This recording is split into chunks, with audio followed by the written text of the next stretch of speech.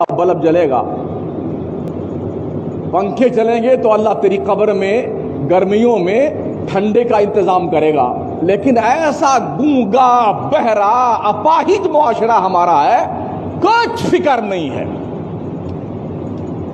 یوں تو فکر ایسے بھی نہیں ہے، دوسرے جب جھولی پھرائی جاتی ہے تب سور داس ایسے آنکھیں میچ کے بیٹھتے ہیں کہ جھولی پھرانے والا گزر جائے خیریت سے، ہمیں 10 روپے ڈالنے نہ پڑے تو بڑا اچھا ہو.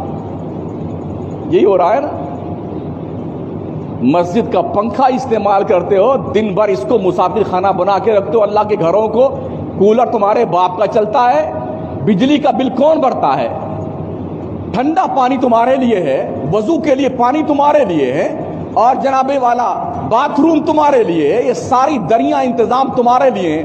تو 15-20 روپے تمہاری جیب سے نکلتے تمہیں موت آتی ہے کیا؟ کیا ہمارا دماغ جو بھیجا ہے نا وہ سڑ گیا ہے بات سنتے سنتے؟ کچھ سمجھ میں نہیں آتا ہمارے.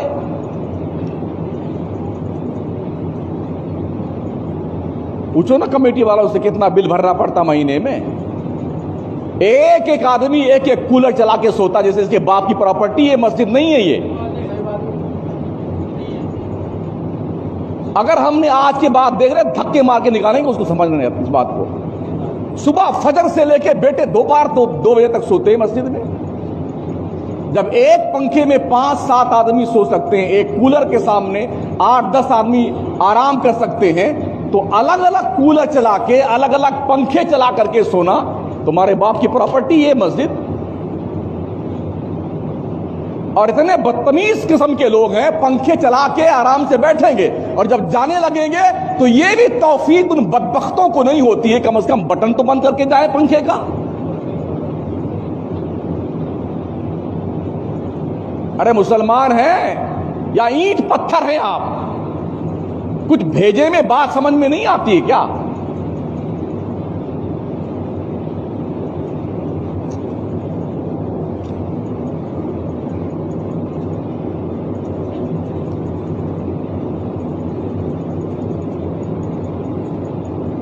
غیروں کے ہاں آپ کا تو زیادہ سابقہ، کبھی گردوارے میں کبھی مندر میں. لوگ وہاں پر جو رفاہی کام کرتے ہیں نا، جو ہم نے پڑھا ہے، جو ہم نے سنا ہے، لاکھوں روپے ڈونیشن دینے کے لیے لوگ لائن میں کھڑے رہتے ہیں. مہینوں بعد نمبر آتا ہے، مہینوں بعد. اسے جانتے ہو نہیں آپ لوگ؟ کہ تم کہاں مر جاتے ہو جب تمہاری مسجد کی باری آتی ہے؟ تمہارے دماغ کی بتیاں کیوں بجھ جاتی ہیں جب مسجد میں آتے ہو؟ تو کیا یہ سمجھتے ہو کہ ہمارے محلے کی مسجد ہے؟ ہماری مسجد تمہارے باپ کی نہیں ہے نا. ہمارے باپ کی مسجد، مسجد خدا کا گھر ہے، خدا کا. سن لیا؟ ہاں، یہ اللہ کا گھر ہے، کسی کے باپ کی پراپرٹی نہیں ہے مسجد. شرافت سے نماز پڑھنے آئیے، انسانیت سے رہیے مسجد میں، اللہ گھر میں. مسجد کو چوپال بنا لیا تم نے یار. 5 ماہ بیٹھے گپے لڑا رہے ہیں، 10 ماہ بیٹھے ڈینگے مار رہے ہیں. اسی کام کے لیے رمضان آیا ہوا کیا؟ تمہاری ڈینگے سننے کے لیے؟ تمہاری بکواس سننے کے لیے رمضان آیا ہے؟